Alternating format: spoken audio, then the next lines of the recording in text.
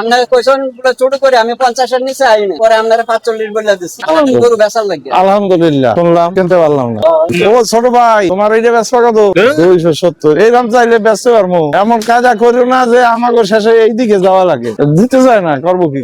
শোনেন, এই যে 2 ঘন্টা এইটুর মধ্যে ঘুরতেছি, এই 2 ঘন্টার মধ্যে একটা গরু হয়তো দেখছি যে বেচছে, এরা কেউ বেচবে না। এরা ওই যে শেষকালে ওই কিছু সুযোগ সন্ধানী লোক আছে, কম দামে কিনবে, এদের জন্য বই রয়েছে। আমরা যারা একটাই মাসে ভাতিজা ভাগনা তোমার গরু বাসায়, কিন্তু আমার এই 20 বছরের অভিজ্ঞতা, আমি আধা ঘন্টা 1 ঘন্টার উপরে লাগাই নেই কাজে, কিন্তু আজকের এই 2 ঘন্টার উপরে ঘুরতেছি, একটা গরু হেগেও ব্যস্ত দেই না, আমি এত কিনতে পারলাম না, হেগেও ব্যস্ত চায় না। না, গরুর দাম আসলে হয়েছে কি, ওইভাবে যদি খাবারের ওনাদের কথা চিন্তা করি, তাহলে খাবারের অনুযায়ী ওনার দাম পাচ্ছেন, কারণ খাবারের দাম বাড়ছে 3 গুণ, গরুর দাম কিন্তু 3 গুণ হয় নাই। কিন্তু আমাদের জন্য তো সবসময় বেশি, বুঝছেন? কারণ আমার বাজেট হয়েছে ধরেন 1,30,40, এখন এই গরু 1,80,000 ছেড়ে দাম কিনতে পারবো না, কিন্তু ওনাদের পোষাচ্ছে না হয়তো। রাত্রে খুব অতিরিক্ত ঝড় বৃষ্টি, অতিরিক্ত বৃষ্টি, সব দাম মোটামুটি ছিঁড়ে ফেলছে। আবার বাংলাম ঘটনায় সবাই বৃষ্টি না, ব্যবসার জন্য সবাই আসতে চায়, ব্যবসা তো করতে চাই, ব্যবসা না করলে হবে বলেন?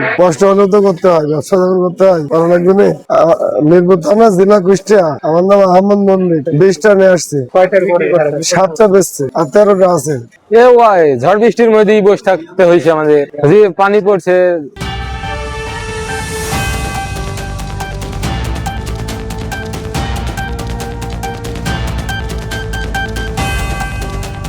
বিকে টিভি, যেখানে সত্য কথা বলে।